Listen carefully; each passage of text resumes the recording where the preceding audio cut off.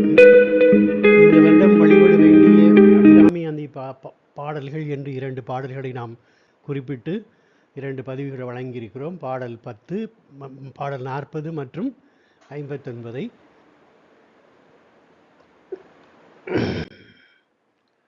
தங்குவர் கற்பகத்தாருவின் நிழலில் தாயாரின்றி மங்குவர் மண்ணில் வழுவா பிறவியை மால்வரையும் பொங்கு உவராளியும் ஈரேழ்புவனமும் பூத்தவுந்தி கொங்கிவர் பூங்குழலாள் திருமேனி குறித்தவரே என்பது இந்த அபிராமி அந்தாதி செய்யுளாகும்.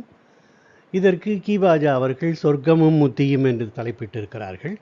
இந்த பாடலை எல்லோரும் எளிதாக படிக்க வேண்டும் என்பதற்காக இதனுடைய அருஞ்சொற்களை தனித்தனியே பிரித்து யாப்பு இலக்கணத்தில் இருந்த பாடலை நாம் எளிதாக படிப்பதற்கு தகுந்த மாதிரி பிரித்து நான் தருகிறேன்.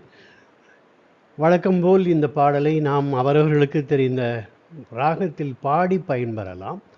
தங்குவர் கற்பகத்தாருவின் நீழலில் தாயாரின்றி மங்குவர் மண்ணில் வழுவா பிறவியை மால்வரையும் பொங்குவராளியும் ஈரேழ்புவனமும் பூத்தவுந்தி கொங்கு இவர் பூங்குழலாள் திருமேனி குறித்தவரே என்பது இந்த அருஞ்சொற்களை பிரித்து படித்த பாடலாகும். இதனுடைய பொருளை கீவாஜா அவர்கள் எப்படி தருகிறார்கள் பொழிப்புரையாக என்பதை பார்த்து விடலாம்.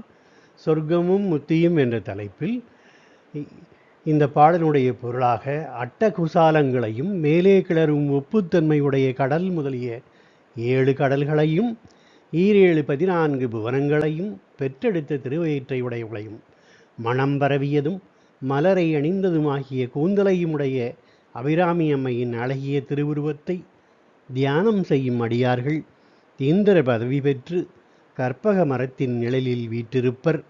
பின்பு பூமியில் பிறந்து தப்பாமல் வருகின்ற பிறவியை தம்மை பெறும் தாய்மார் இல்லாமலேயே மங்க செய்வர் என்றால், இதற்கு சுருக்கமான பொருள் என்றால் என்னவென்றால், அம்பிகையின் திருமேனியை குறித்தவர் என்றால் நினைத்து தியானித்து வழிபட்டவர்கள் கற்பக நிலையில் வாழும் வாழ்வை பெறவர், அதாவது பிறவி இல்லாத பெரும்பயனாகிய முக்தி நிலையை அடைவர் என்று அபிராமிப்பட்டார் இதில் சொல்ல வருகிறார்.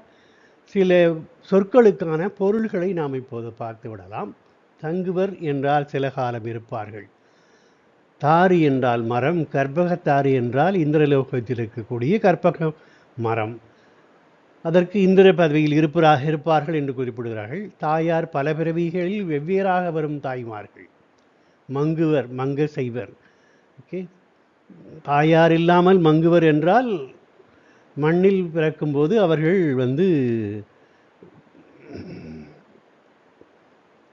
பிறவாத பெரும்பயனை அடைவார்கள் என்று பொருளாகும். வலுவா பிறவி தவறாமல் வருகின்ற பிறவியை குறித்தவர் என்றால் நினைத்தவர் தியானிப்பவர். அன்னை அபிராமியின் திருவடிகளை தியானித்தவர்களுக்கு இந்த முக்தி நிலை கிடைக்கும் என்பது கீவாஜா அவர்களினுடைய பொழிப்புரை.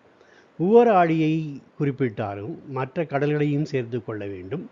உந்தி என்பது நாபியை குறிக்கும். இங்கு ஆகுபெயராய் வயிற்றை குறித்தது.